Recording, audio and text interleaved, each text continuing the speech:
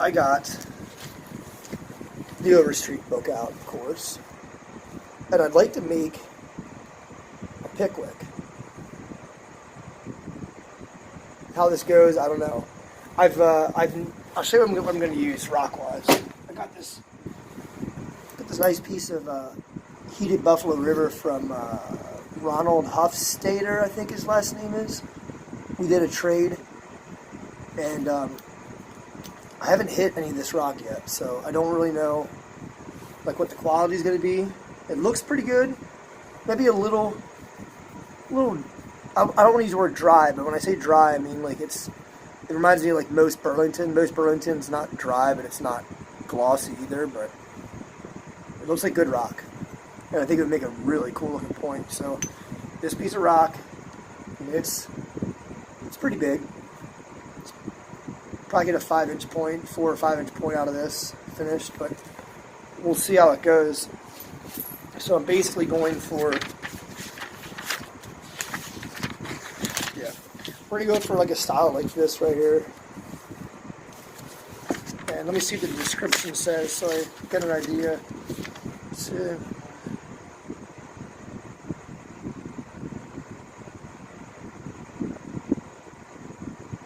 So, some of them are beveled. So we'll bevel this one.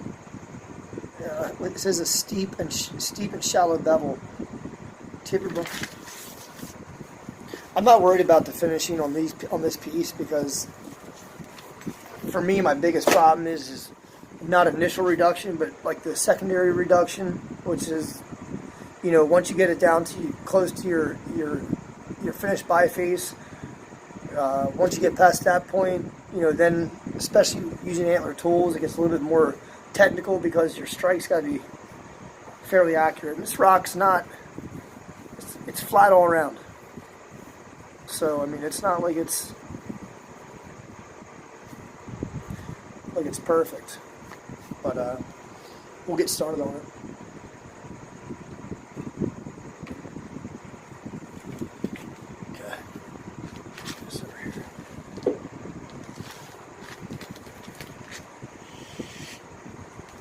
I bought a GoPro a couple months ago, a Black Friday sale, or maybe a month ago, but then I finally jumped into the new age and bought a smartphone. I never had one before, and I realized that the smartphone records very, very nice, and I don't got to upload the videos to my computer and then put them on YouTube, and it takes hours. But even so, uploading this video here takes an hour or so, and I do a little tiny bit of editing, not really much of anything, but I just maybe cut some of my blabbering out. So let's see what we can do with this. Hope it's a good angle. Does that look good to you guys? Looks good? Okay, cool. Thanks for commenting there. And my stone's falling apart already.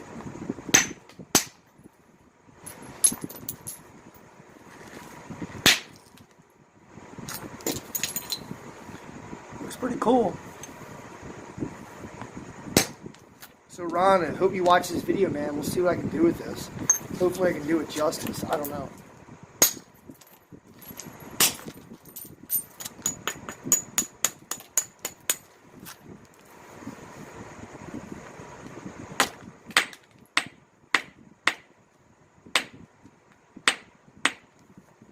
So we'll hit down here a little bit and get some of that.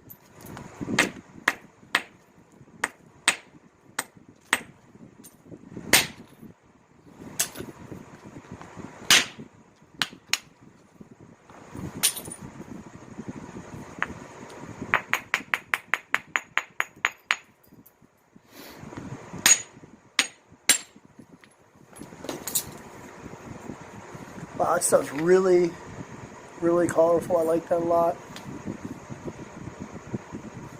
Looks like most of the heat that he put on her permeated through the whatever. It got through most of the rock, is what I'm trying to say.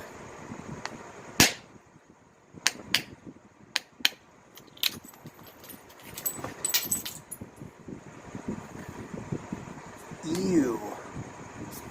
roast hinge.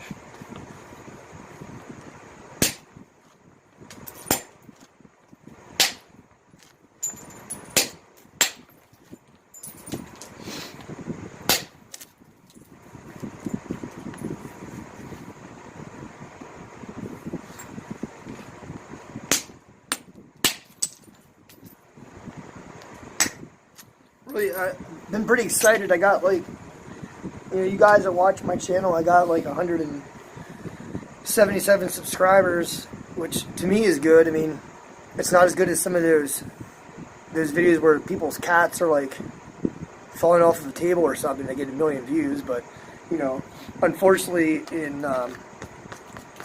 this day and age, people tend to watch videos that pertain to nothing over something that's artistic and takes skill to do.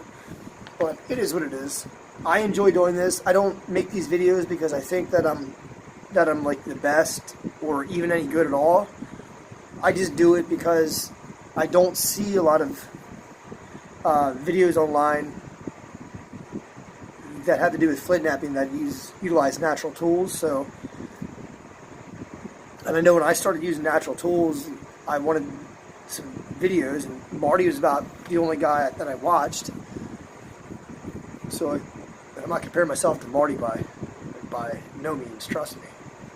But you get my point. I just do this for people to watch, maybe hopefully learn something or learn what not to do.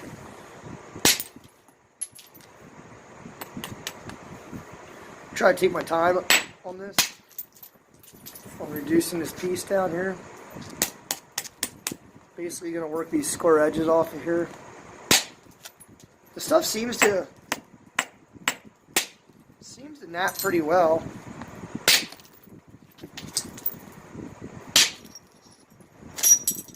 Ron, thank you. Yeah, we're getting some glossiness in here now. It's looking really, really good. I like that.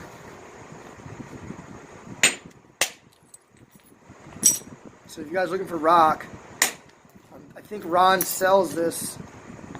I don't know the exact pricing on it, but it seems to be some very good rock.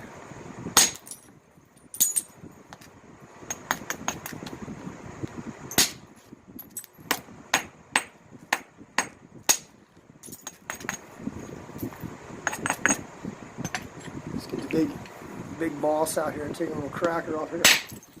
There we go. That cleaned a lot of that junk off there in the center. A lot of times if you watch my videos,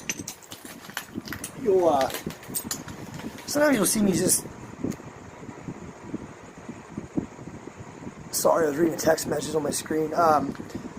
Sometimes I tend to get ahead of myself, and what I mean by that is, like, you'll see me take strikes sometimes that'll create a problem, then I have to go back and fix them, and that's something I'm working on so I don't make so many problems. But it's like, anybody that spalls rock out kind of knows where I'm coming from. You kind of get into it, and you love taking those strikes, which I do, and it can screw you up in the end.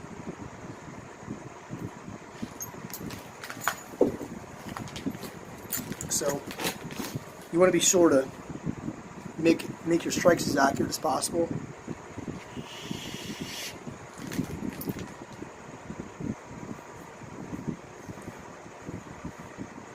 So I got a pretty thick spot right down here. So I got a couple nice ridges to run on right here, either here or there. I think I'm going to come in on this one here, on this ridge. There's a little bit of a hiccup though, so we're going to try to trim that down a little bit and see if we can get into there.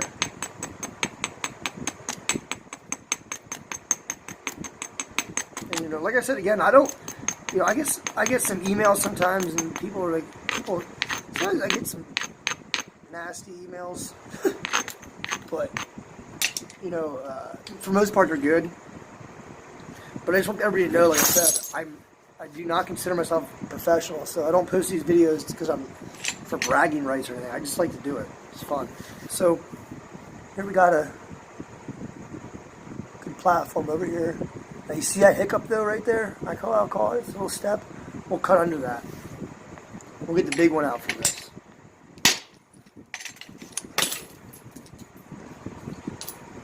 So I cut that.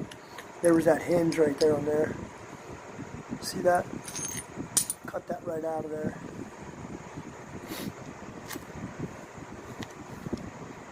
A lot of times, like when you get spots like that, it's best to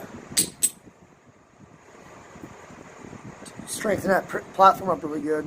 Still kind of, I said this before, like a lot of times people say when you're using antler tools, when you're using an antler, that you want the edge to be sharp. But see, what they're not explaining to you is when they say sharp, it doesn't mean unabraded. Like you don't want to hit on an edge that's sharp and it's going to fail right away when you hit it. You make sure it's a stout platform, but yet the angle is positioned like with kind of like a grabbing point to it, because the antler likes to grab on stuff. But from time to time, you might see me take strikes that are kind of opposite of that, but that's some stuff you can do once you figure out the tools a little bit. You can learn to take strikes like that.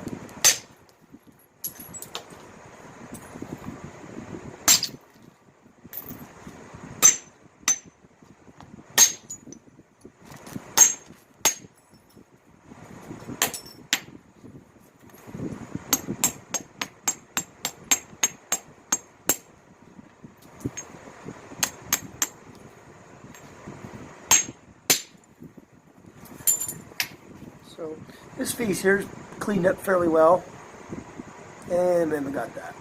But I wanted to work some of this, nasty stuff off of here.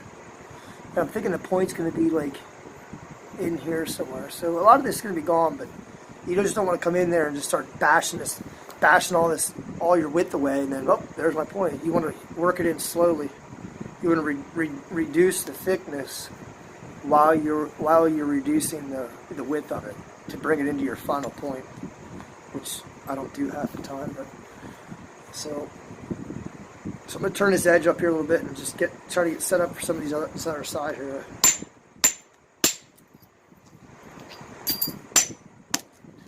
And with turning the edge and stuff, like when you turn the edge, you can take some other strikes. Like right there, I hinged that up pretty bad up there. Where is that? Right there. But that's not really a big deal.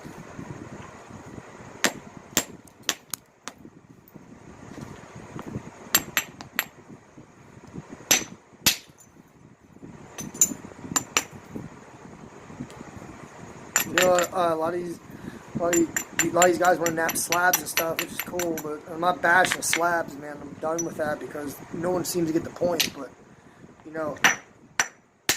you want to learn how to flint nap, dude, you got to break some raw rock.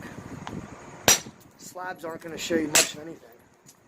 Maybe get you some good pressure faking and stuff, but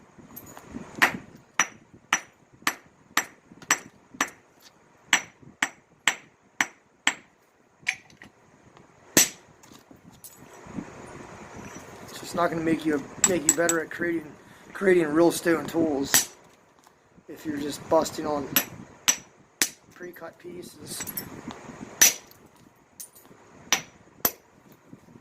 So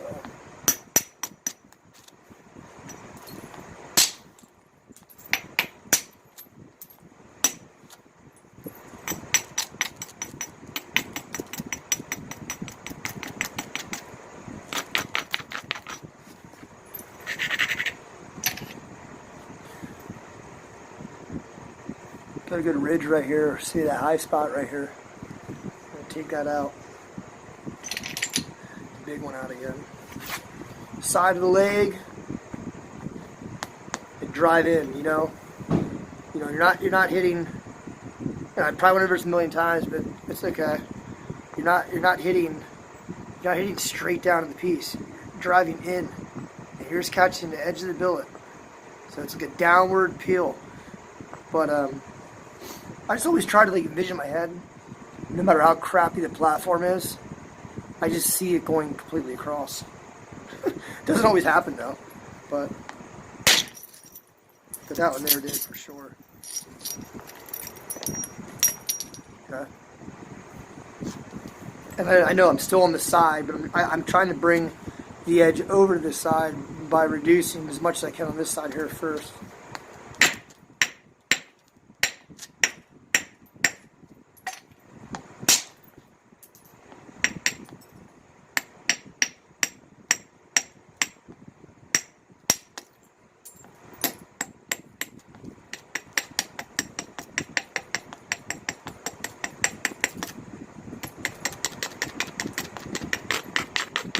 Might seem a little bit more talkative today. Sometimes I just don't feel like talking when I'm doing these videos. I just feel like napping. And that's it.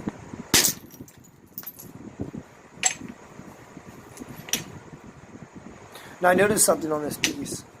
I thought that this was just the coloration of the rock here, but it's actually a little bit of a chalky area. So we're going to lose by another ½ an inch off this, because this is just a chalky substance up there. I don't know what it is, but figure it out.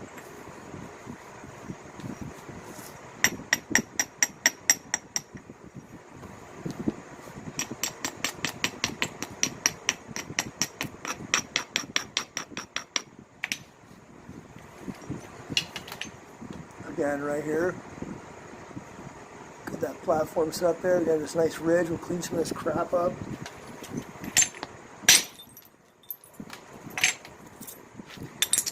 And you can see that platform I struck on right there.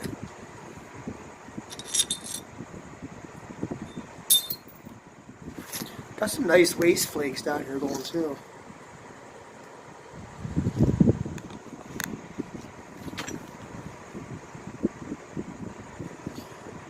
Got another really good ridge right here we'll run into. Got some thickness. Take that off. I'll get that set up though here real quick.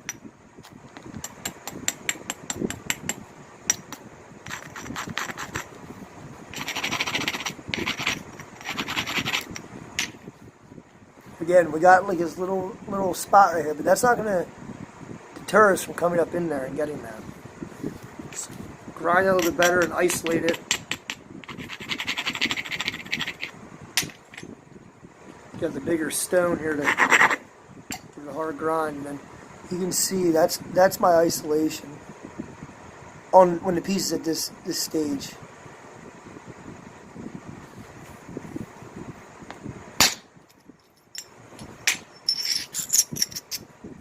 Just hit all that crappy stuff there.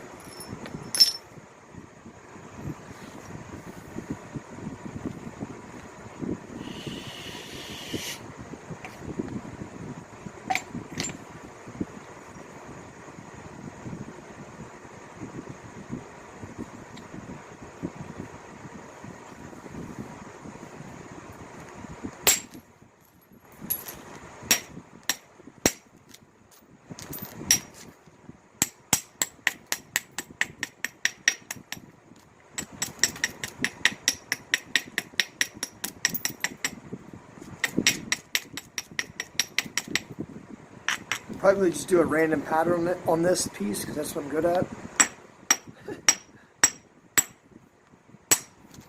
I'm in this chalky stuff up here again.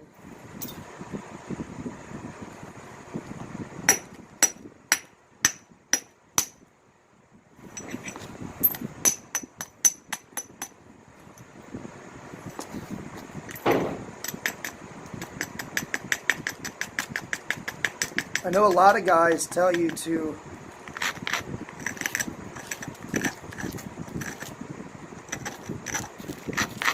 they'll tell you to work one face and then flip it over and do the other face.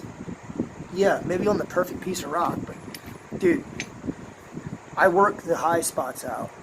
My goal is to thin this piece down, which I'm doing. You see there's no more square edges. Well, maybe over here a little bit, but I try to thin this piece down and bring it all together. Or else I try to work it to one side or the other, whichever other side I feel is better. So, got this high spot right here. Get this platform right here. Probably braid that a little bit more. I'm going to take that.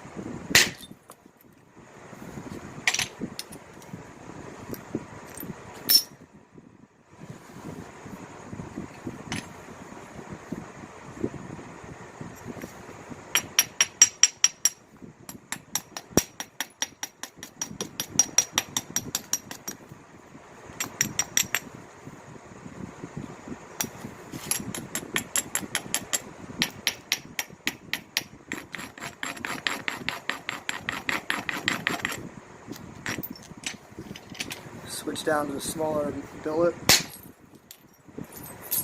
So coming on this other side here now. We got enough that worked away on that side where I can come over here and take a couple strikes and start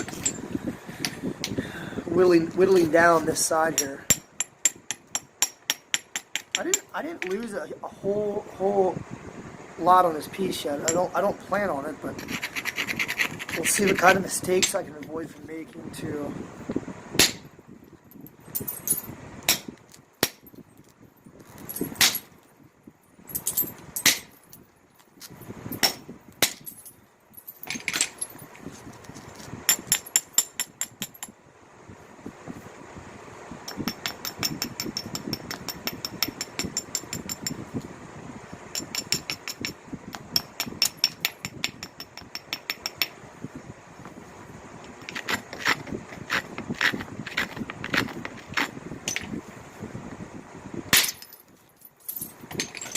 Slowly getting this side here cleaned up.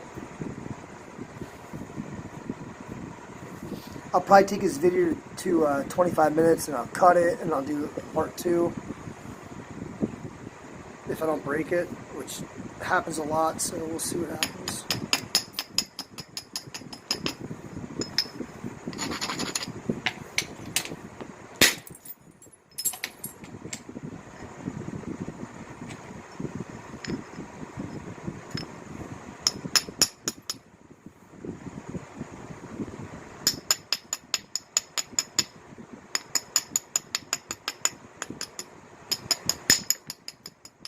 I've only ever napped this material a couple times. Mike Conkle, he had sent me some before, but that was basically when I was learning to nap with Abo tools. He had sent me that stuff. Now, right in this area here, I don't know if you can see it, we got a little like concavity. So might come back to this area once we get the piece more thinned down, which we still got some thickness I put on the tip. So I'm going to switch back over to the other side here because I see a really good platform that I can set up and get into this area right here.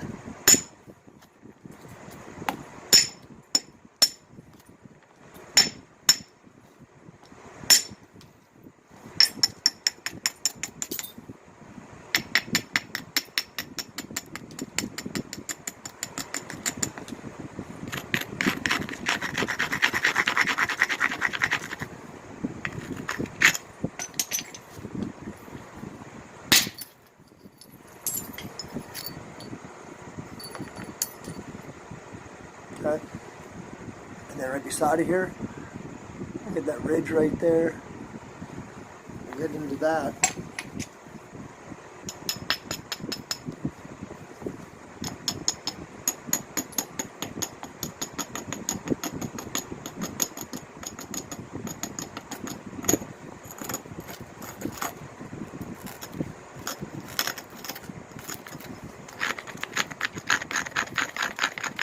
You know, from time to time I've been messing with the indirect antler, but you know, I never could really seem to figure that out too much, and I'm not afraid to admit that. But for me, and again, it's personal preference, but I'm more accurate with just, you know, swinging a billet. I just like it better. Once I get into more detail work, and I've showed you guys before, but you know, once I get into more detail work, come on, stupid messages on this. I'm not used to these phones, but when I get into more detail work, I'll switch down to this smaller billet, and I'll switch from my punch swing into a more traditional swing, even though it's short. Just really quick twacks on that thing to get it down. All right, so we got this platform right here set up. We got that ridge right there. I'm telling you, man, you know, I used to always hear people say when I first started, like, yeah, follow the ridges, and I was like, whatever. Just hit wherever I feel like it, but the ridges work. I mean, right here's a prime example.